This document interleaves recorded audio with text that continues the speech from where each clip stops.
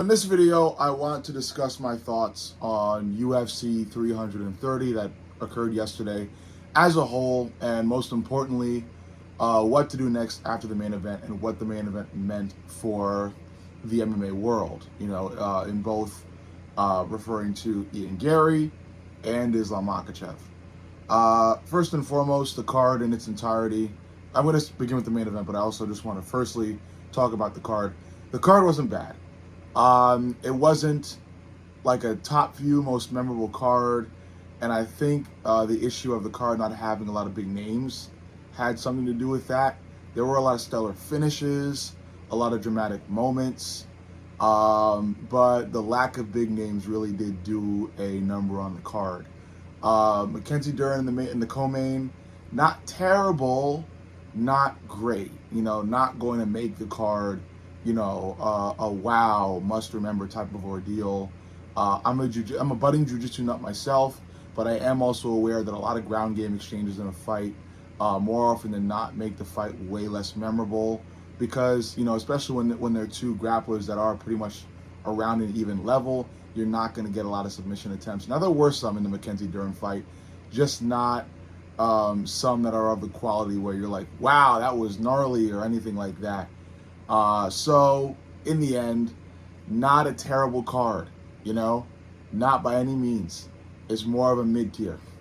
I'd say it was all in all a mid card. Even the main event wasn't the most entertaining. Yes, there was like a dramatic moment where Islam Makhachev dropped Ian Gary with a head kick by landing his toes on the chin of Ian Gary. But overall, Ian was able to recover, and the rest of the fight was a bit of a grappling match favoring Islam Makhachev. Like I said, there were a bit of dramatic moments and there were some exciting finishes, like the one that happened during the first fight on the card in the early prelims between Jeremiah Wells and Miktybek Orolbai, where everybody, most of the MMA world, had their money on Miktybek, only for Miktybek to be put to sleep in round number 3 by Jeremiah Wells via what some may call a front head choke, what others may call like a guillotine, but a modified one that references more of like an anaconda choke. Some straight up call it a ninja choke. Like that choke that Jeremiah Wells did on Miktybek Orolbai is still a choke that's kind of heavily disputed about its name in the jiu-jitsu world or the grappling world. But I'll refer to it. I'm gonna say it was a modified. I'll call. You know what I'm gonna say? I'm gonna say it was a flipped rear naked, a front naked. I'm gonna call it a front naked because it was basically a rear naked sort of setup, but happening from the opposite side. So I'm gonna call it a front naked and leave it at that. It was still a fun thing to watch, and Jeremiah Wells pulled off the upset and pretty much had the whole MMA world talking right after the first very fight on the night. So yeah, I want to go into the main event because I'm sure a lot of you guys are wanting to hear my thoughts on that before anything else, and then I'll go into all the other fights. So yes, discussing the main event, Ian Gary versus Islam Makhachev. Like I said, not the most entertaining fight. Not the fight that was to save the entire card and make it a memorable card. Islam Makhachev, like I said, utilized his grappling to a T and was able to just out-grapple Ian to hold him in bad positions. Now, credit to Ian, he did get out of some. He did reverse some, and he was able to strike with Islam for more than Islam would have liked, and that resulted in Islam's face being badly hurt, whereas Ian Gary looked like he took little to no damage, mostly because, the way Islam was scoring points was through his grappling, was through holding Ian Gary down to the ground and taking him down, which doesn't really result in a lot of damage to the fighter. People were upset that there was a lack of submission attempts by Islam Makhachev, and I do agree there was a lack of them, but I did kind of see Islam trying to get to some submission points, some submission positions, but he altogether didn't want to risk it. He did feel a lot of pressure. Chael Sonnen, an ex-UFC fighter, stated this after the fight that he believed that possibly the reason why Islam didn't go for a lot of risks in this fight was because of the pressure he was facing with possibly breaking Anderson Silva's what's it called win streak record. But in the end, Islam broke it. Islam is now the win streak record holder. He has the most consecutive wins in the UFC with 17. You know, and that is amazing. How he got it will always be discussed, and a lot of fighters will always be a lot of not fighters, fans will always be angry about the way Islam got to the record, because again, he spent a lot of this fight just holding Ian Gary down and kind of doing nothing with the position, more than holding him in these dominant positions. But it's a facet of MMA, and that brings me to my next take, which is conversations are being had, and more will need to be had between referees, where if a grappler is not able to do anything in a certain position, like anything that's really causing damage to their opponent, the fighters may have to be stood up. And I know a lot of fans and moguls and media heads would definitely be upset about that take. Most notably Joe Rogan, who's a jiu-jitsu nut. But even as a budding jiu-jitsu nut myself, like I don't know everything about jiu-jitsu just yet, but I have an appreciation. I am training, and I did take a lot from the Mackenzie Dern fight against Julian Robertson, but I still acknowledge that this is MMA, and that there's going to need to be a mixture of the fighting styles. If a fighter is dominant and really talented in one specific fighting style, yes, that fighting style is part of MMA, but always, and I mean always, adhering to that one style and neglecting everything else maybe should not be allowed.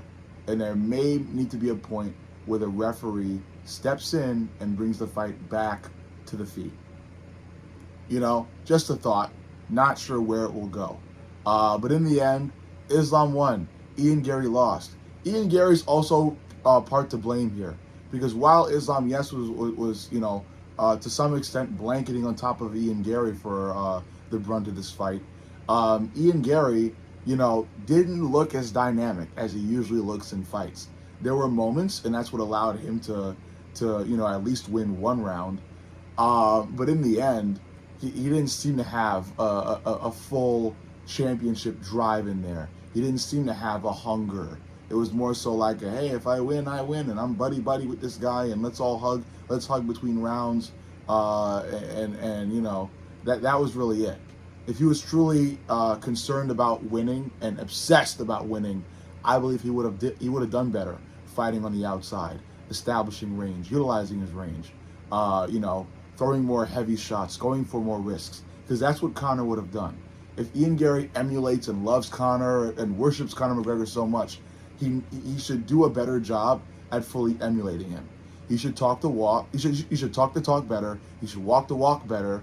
He should emulate Conor better.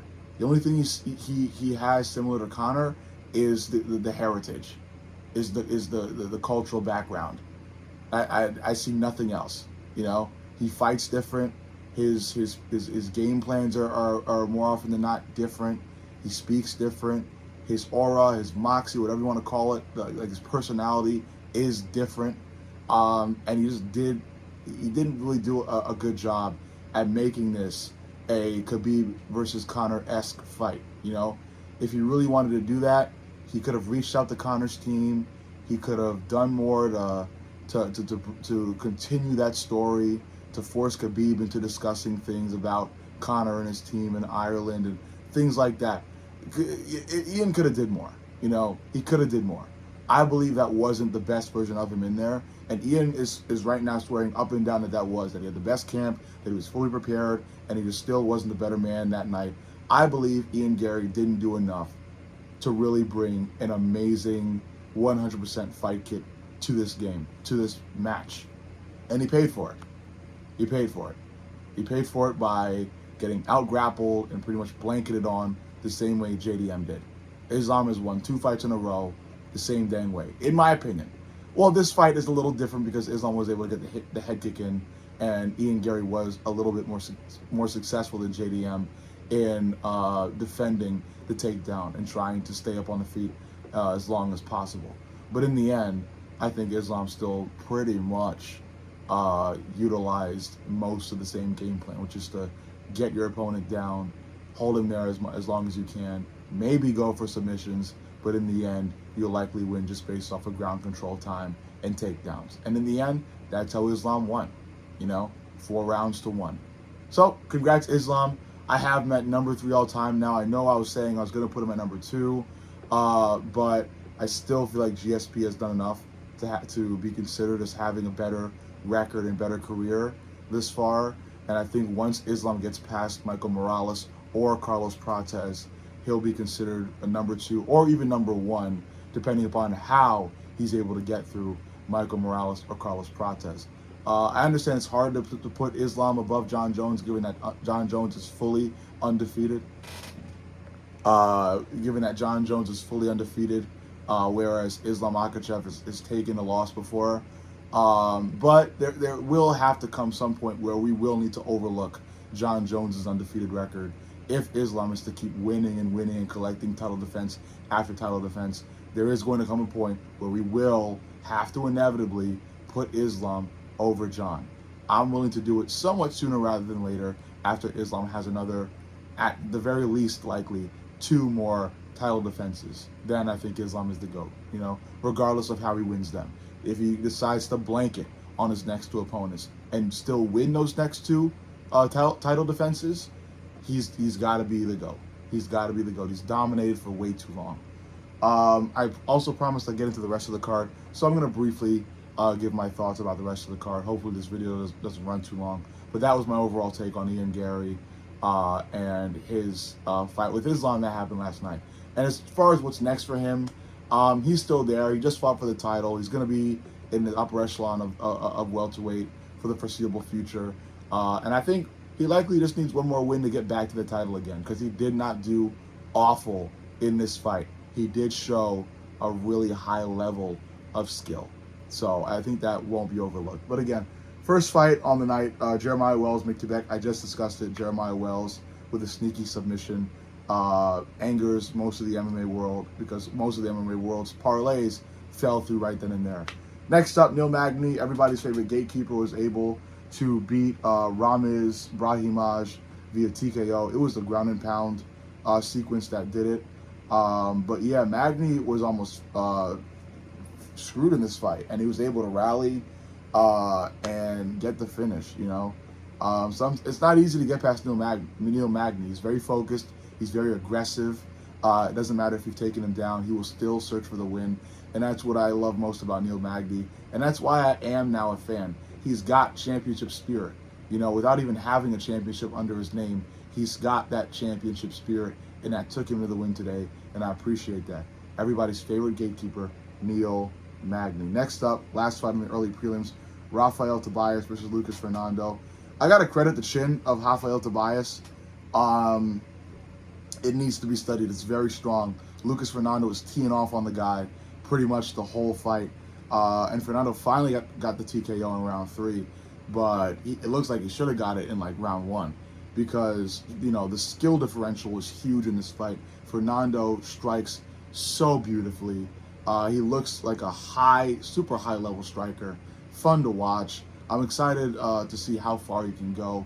Not a fan just yet, but definitely potentially going to become one, given just how skillful he is.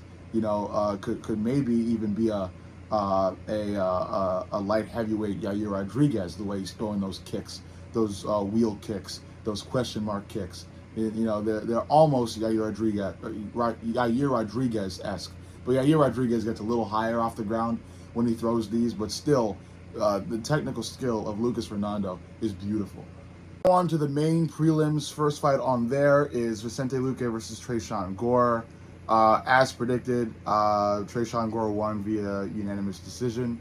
I didn't get a lot of right picks. I think I might maybe have more wrong picks than right picks tonight, or maybe I didn't. I got to tally them. But in the end, Tresean Gore did win. Luque didn't look like too bad. His technical skill was very apparent. I really like the striking. But Tresean, I believe, was able to, I think, drop Luque, or maybe I don't forget what was the full deciding factor for that fight, as I'm recording this the morning after the fight. But in the end, Trayshawn was able to get the upper hand on Luque, who didn't look too bad tonight. Um, I think Luque should keep fighting. I think overall the fight wasn't very, what's the word? It was more close than anything when it came to the judges' scorecards. But Trayshawn was ultimately able to get the win. Luque obviously, should keep fighting. I think he's still got it. He looks good in this fight. Maybe he is slowly but surely going to be the gatekeeper for middleweight. In the end, I don't think he looked bad. I think the power was apparent. I think the technical skill was apparent. Maybe it's the age. Not exactly sure what to fully blame it on. But I definitely think he's got more tread left on the tires in reference to how long he's got left in the sport. Next up, Dante Johnson versus Eric McConaughey. This is a very, very interesting fight. Probably the most interesting fight on the card for me, because Dante Johnson is a 5'8" middleweight. The guy is, fun-sized for the division, but he's got mammoth power and mammoth aggression. He is so aggressive in there. The minute the fight started, McConaughey didn't know what to do with the pressure and pacing of Johnson, who marched after him, spamming very large overhands, every single one thrown with rage. And it just seemed like a matter of time before one fully landed flush on McConaughey and sent McConaughey to the shadow realm, and one finally came and did that. The guy reminds me of a MMA Mike Tyson. Sure, the technical skill isn't Mike Tyson-esque, but the way he's getting these wins against these taller guys in a heavier division for shorter men is Mike Tyson-esque. So I think he's going to have to probably, like right now I think his fight nickname is Lockjaw, which is actually really cool.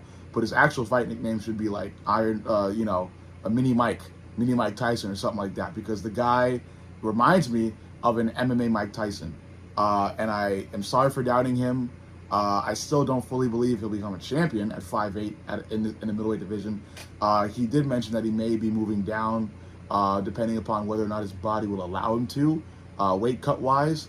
But he has ideas about going to welterweight, which is a much, much safer division for him height wise.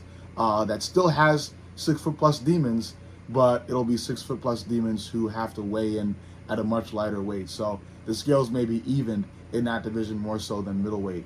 But yeah, credit to Dante Johnson, man. The guy shut me up last night. I was really, really thoroughly impressed. McConaughey had no idea what to do with this aggressive pit bull, or this aggressive, pug chasing after him. Yeah, credit to Dante, man.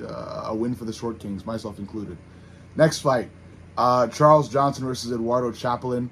I put money on Eduardo Chaplin because the stats, especially his grappling stats, admitted some aura, and he, from what I could search up about him, he's only had one professional fight before this, or maybe he had more.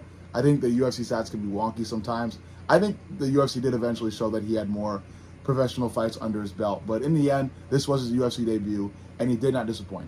He looked good. He looked fast. He looked aggressive. The only thing that concerns me about the future of his career is his physique. He looks like a sick child. He's got the body of a sick child. I mean, his shoulder width is insanely small. Charles Johnson looked bigger than him, and in the end was able to outstrike him, and then eventually submit him after outstriking him. Like in the third round, being able to wobble Eduardo Chaplin and from there find the submission, which is a very cool look for Charles Johnson, who the fans were really backing last night.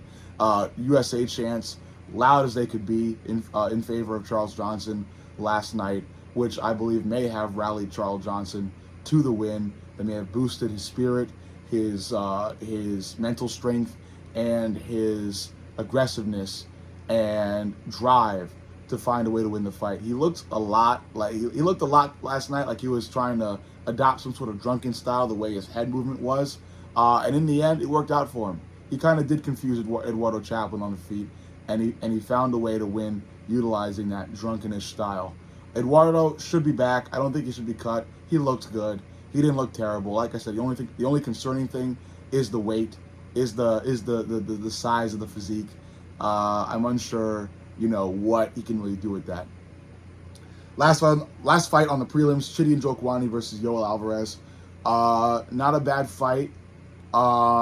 Slow fight for many fans. They did boo, but this is like your classic Muay Thai fight, and I'm sure a lot of those mainstream MMA fans who are only concerned about knockouts were very bored while watching a full fight that incorporates a fully different discipline outside of MMA that mixes all the disciplines.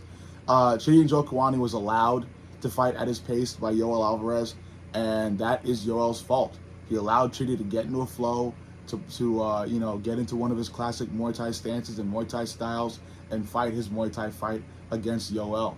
And Yoel had no answer because he didn't really want to find the answer. The answer was aggressiveness. The answer was trying to fight that fight at his pace, force Chidi Njokuani to fight at his pace, which he kind of did in the beginning. And when he does that, Chidi doesn't know how to respond with the aggressiveness and fast pace of Yoel. But in the end, this was Yoel's fault, and he'll have to bounce back. But credit to Chidi Njokuani, who fought his fight last night and won his fight. Main event time. First fight, UFC. I'll refer to him as a UFC legend. UFC legend Edson Barboza retires after losing to Esteban Ribovics. There was a clear power differential. It seemed like a matter of time. Credit to Edson Barboza's chin. He did not allow himself to fall. Herb Dean, I believe it was Herb refereeing the fight, had to step in and call it after Edson was eating clean shot after clean shot while still standing, but still eating clean shot after clean shot, which shows he wasn't intelligently defending himself. So he had to be, somebody had to step in for him, and somebody did. But credit to Edson Barboza, who's had a great career, who's had a lot of highlight reels, a lot of highlight moments, beautiful kicks, known for them. I gotta refer to him as a UFC legend, whether or not he was able to get his hands on a UFC title. Next up, Mansour Abdul-Malik versus Dustin Stoltzfus. Another big upset on the card. Mansour Abdul-Malik looked like a tank going into this. I bought into the hype, but in the end, Dustin Stoltzfus wowed the crowd, rallied back, and ended up showing everybody how powerful an underdog can be. Mansour Abdul-Malik, man, back to the drawing board once again. I'm unsure what really could be next for a guy who's so focused and so dedicated and still is not able to get over the hump in terms of getting back in the win column. Can he do it?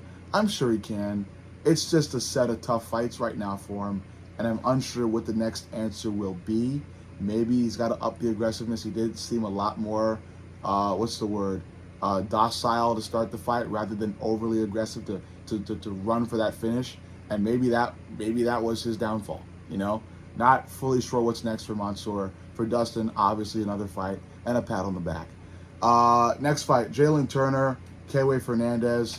And I said this in a short form video, Jalen Turner's success depends on his mindset and whether or not he's going to get out of his own way to a title.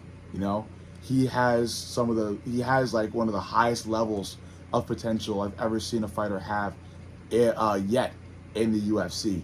And yet he chooses time and time again to do nothing with it. But this time it seems like he's chosen to actually do something with it. I think it has something to do with his newfound faith. He's Catholic now. He's very dedicated to his religion. Let's see where he can go with it. Maybe it does end up being the deciding factor in whether or not he actually does something with his career. Maybe he takes this newfound belief and goes all the way to a title shot and maybe even a title with it. He's a dangerous lightweight when he's focused. So maybe this is a new chapter, and maybe this is an actual fully fledged title run. I hope it is. And last but not least, because I've already covered the main event, Mackenzie Dern versus Jillian Robertson. A really good jiu-jitsu match. A match for jiu-jitsu nuts and only jiu-jitsu nuts. On the feet, it wasn't that bad, but it was just a Mackenzie show on the feet. Jillian had no response. She was too weak and far too short range-wise to compete with Dern on the feet. When the fight went to the ground, Dern also was dominating Robertson because, again, Robertson just looked like she came in too weak. The woman looked like a stick in there, compared to Dern, who was very muscular, looked very fit for this fight, and maybe looking to also be very fit for another fight against Zhang Wei Li, one in which maybe Mackenzie won't be so inadequate, you know? But it remains to be seen.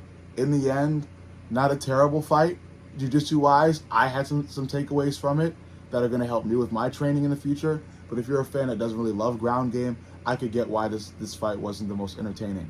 But in the end, Mackenzie wins. I myself have trouble really seeing Mackenzie as the fully fledged champ, given that, you know, that whole division is still Zhang Wei Li's. You know, Zhang Wei Li relinquished the title instead of being dethroned in that division, still kind of making that division hers in a way. Maybe not fully. Maybe I am not giving Mackenzie her props. Maybe I should. Mackenzie is a really, really, really great jiu-jitsu practitioner and a really great MMA fighter. I in no means am trying to insult her by saying that.